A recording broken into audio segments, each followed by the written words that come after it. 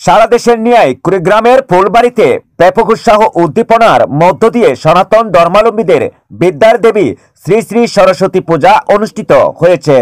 সোমবার ৩ ফেব্রুয়ারি সকাল থেকে দুপুর পর্যন্ত উপজেলা জুড়ে অধিকাংশ হিন্দু সম্প্রদায়ের বাড়িসহ শিক্ষা প্রতিষ্ঠান ও অস্থায়ী মন্দিরে ডাকডুল, কাসর, শঙ্খ ও উলুধ্বনির মধ্য দিয়ে পূজা অর্চনা করেন সনাতন ধর্মের শিক্ষার্থীসহ ভক্ত পূজারীরা।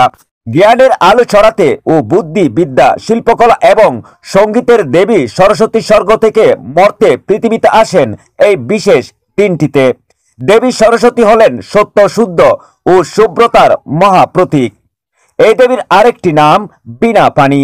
সনাতন ধর্মাবলম্বীদের বিশ্বাস, এই দিনে মা সরস্বতী বিদ্যার দেবী পৃথিবীতে আসেন অন্ধকার দূর করে জ্ঞানের আলো ছড়াতে। তাই যুগের পর যুগ ধরে শিক্ষার্থীরা এই দিনে বিশেষ প্রার্থনার মাধ্যমে বিদ্যার দেবী মা সরস্বতীর পূজা অর্চনা করেন।